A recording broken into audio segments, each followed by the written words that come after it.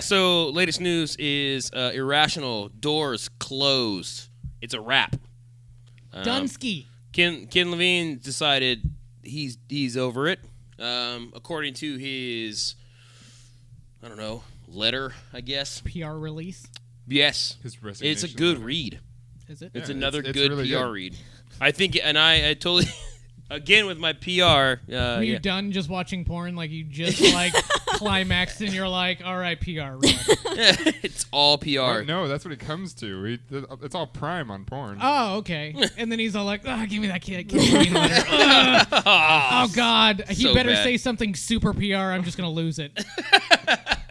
That's so hot. So bad. Yeah. We're still turning this into a joke. It's so bad. So I'm sorry for all the people who have lost their jobs Yeah. and I'm now laughing Yeah. at you. First let's start off by saying that They're all we gonna have a home somewhere. they will easily get other Yeah. jobs. I'm not- Everybody is I'm not done worried. in their in the vicinity there at Irrational. Irrational as a company is done, closed, doors over with. They've done their job. Yeah, That's as far as I'm.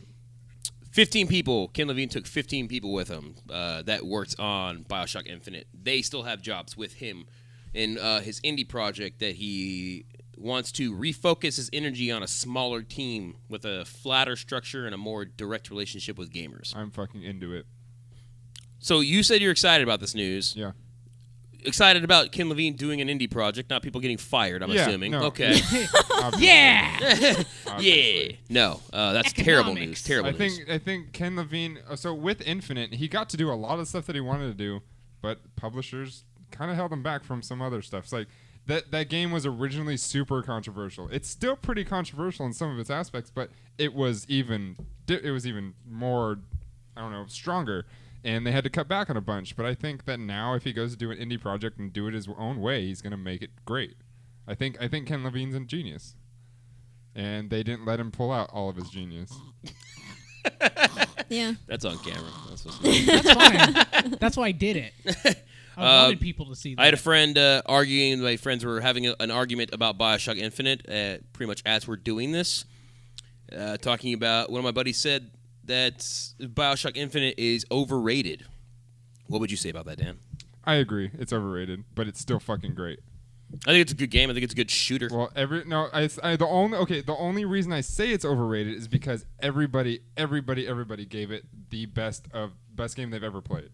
When I finished it, I thought of that as well. As the more time I let it process and stuff, it seemed a lot like other games, but it was still great. It was still amazing.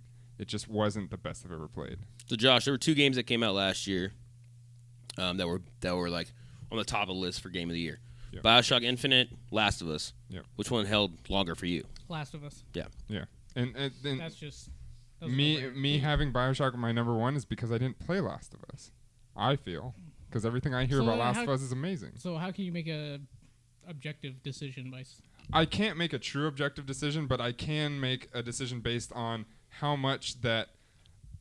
many interviews I've read by Ken, how much he wanted to put into it and didn't get to, and how sad that made me feel because, like you were telling me, the ending is like something else. So it was kind of taken from that, but at the same time, It was. It Yeah. was a total ripoff, and it totally pissed me off. And everyone was like, "It was such a great original ending," and I'm like, "No, it wasn't. Yeah, it was see, and almost a that's- direct ripoff of a game that only came out like 4 years ago." Exactly, and that's what kind of threw me afterwards because that was about I heard that from Josh about 3 months after I beat the game, and yeah, I mean, there was stuff afterwards that made me feel differently. During the gameplay was amazing. The story was amazing. If you like shooters. Yeah. Like shooters as a just a first-person shooter. Well, and that's the not thing. as a like BioShock. I don't No, it I don't was a- really it was a consider BioShock. BioShock Infinite to be a BioShock game. Because it's not in the water, or what? No, because it's the only thing that they had in common was the vigors. The Vigors versus the Plasmids. Plasmids, right? I Besides understand. that, this was a shooter. BioShock, the original BioShock, I felt was a horror game, more horror than anything. But the way they connected it, it was still good. I feel like that was so unplanned, but it just worked. It might have been, but it did work. Yeah, Yeah. it might have been, but It- I still was amazed by it. It was connected in the sense that it was the same gameplay. I'm like no, the game. No, the story. We're talking about the story. No, but I'm saying like how you're saying that like Bioshock 1 and 2. It was and still Infinite. Bioshock gameplay. It was still okay. Bioshock gameplay. I don't even count Bioshock 2 as anything. You didn't like that? Bioshock 2 is I great didn't. because of the Minerva's Den DLC. I don't buy games and enjoy them for DLC though. Well, right. I did not enjoy But Bioshock I 2. I wasn't like, oh, you know what? I didn't enjoy this game. I'm gonna go spend $15 in the DLC and see if Right. that works. No, I totally understand that. But Bioshock 2 was just, man, it was skippable until I played Minerva's Den. And I was like, this game is, this was fucking great. The DLC by itself was fucking great. It was worth paying the $60 to play. So Minerva's Den was worth $75 because I've been $60 for the game and $50 for the DLC. It was worth the 60. It wasn't worth the 70. Oh, okay. Yeah. Okay. You get the DLC for free or something? No, I So paid it's not for worth $75. It wasn't worth what I never said it was worth what I paid for it. It was worth the original $60. Those are the Okay. words that came out of my mouth. But Okay. it was worth the $60 only if you got the DLC. Right. I mean, no. So The it game would plus have been the worth DLC. it. Yeah. The game plus the DLC. I'll just if fix I your got the grammar DLC for for you. free, it would have been worth every cent I paid. So he wants to focus on narrative-driven games, and he wants them to be highly replayable. So we're thinking, Bioshock really is. I'm assuming. Bioshock's replayable? He's probably going to do something along the lines of Oh, no, Telltale it's not. Games. Yeah, that's what Okay. I'm thinking. Yeah, so KDA brings up a good point. Say that again. He's probably going to do something along the lines of what Telltale Games is doing. Yeah. Just like that entire genre. And if he's gonna go indie, it's totally possible. Yeah. I think it would make more sense if he wants something that's replayable. He wants something that's 15 people can make. Yeah. Then And yeah. Well, one thing I wanted to add about Ken is the reason Bioshock was played the way it played was because not only did he want an excellent story, he was really focused on having a good shooter. And it was a good shooter. It just wasn't as... It was a little murky, more murky than a Call of Duty or a Halo, but it was still a good shooter because the way that you can combine the plasmids with your ammo and your pistols and whatever was actually... The way you did it was advantageous in different combinations. So he did make a good shooter, and that was one of his main focuses when making all the Bioshocks. Well, Bioshock 1 and Bioshock Infinite, because I don't think he had much to do with 2. Yeah. Is that why the storyline was crappy? Probably. Do you think, and I was thinking about this earlier before we started the podcast, do you think he was forced out a little bit? I wouldn't say he was forced out. I would say it's more along the lines of he was just so frustrated by this whole process and being restricted that he just walked away. They may have made it easy for him to walk away. Yeah, that's true. Mm-hmm. But at the same time, it's like if you have something that you really, really want to do and all your bosses are basically like, no, you can't do that. When you're done with that project, you can, and your contract's up, you can say, F you, I'm done. You know what I mean? Yeah. And that's, I think, what happened. And then who is that, 2K? Yeah, 2K, Take-Two. Yeah, and so maybe they were trying to pull an EA or an Activision to make another Bioshock when he probably really didn't want to. Because the series is done. The series is done. I thought it was done at 2, and they made Infinite, which was great, but that was pushing it. Well, that's that because was, Ken Levine wanted to make another Bioshock Yeah. at that point. Yeah. He didn't make 2. So Bioshock would have been perfect if 2 didn't exist, in my eyes. Yeah. Because you have 1 and you have 2 that totally are connected at the end, but not really connected. So they're 2 different games with the same name on it because it's made by the same person, the same style of gameplay, same a lot of things.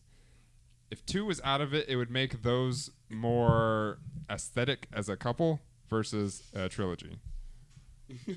Aw. You love your Bioshock, Dad. I love my Bioshock. You want to be balls deep in that Bioshock. The only thing that comes up against Mass Effect series is Bioshock 1 and Bioshock Infinite. Really? In my book. Okay. Infamous. I never played Infamous, you motherfucker. God damn it. How many times have I told you how amazing that series Twice in this episode. Why do I have to keep repeating myself? Because I have to keep repeating myself. But I know. He feels convicted. Now,